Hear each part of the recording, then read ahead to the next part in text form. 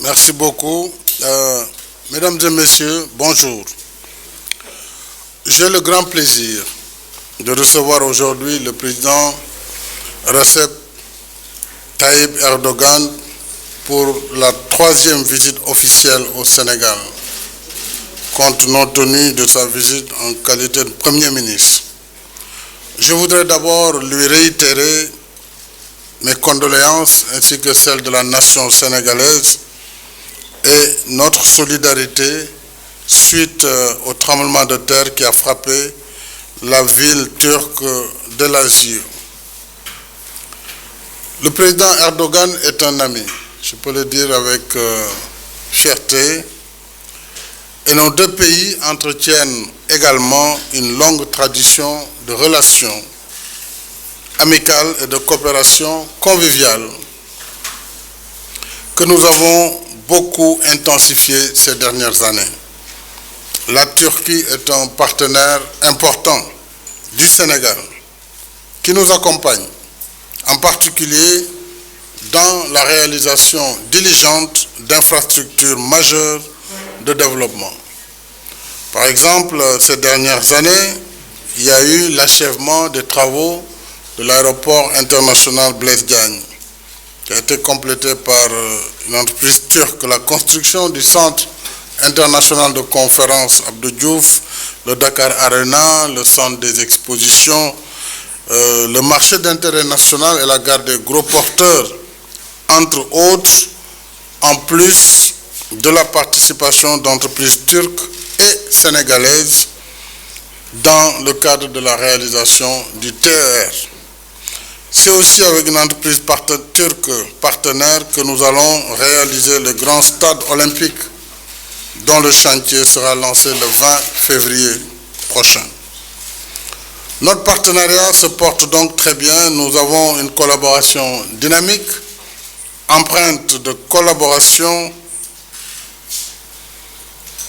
empreinte surtout de respect mutuel et orientée vers l'action et le résultat. Ce partenariat témoigne également de la politique d'ouverture et de diversification du cercle de nos amitiés et de nos espaces de coopération.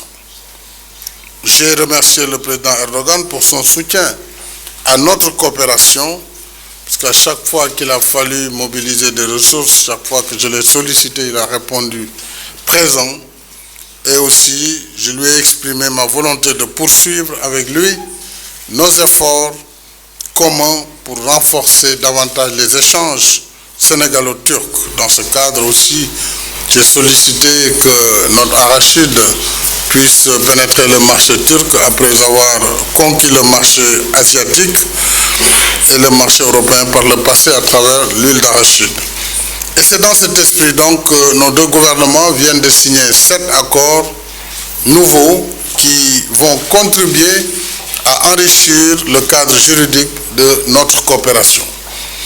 Et tout à l'heure, nous allons co-présider la cérémonie d'ouverture du Forum économique turco-sénégalais qui réunira les deux secteurs privés de nos deux pays.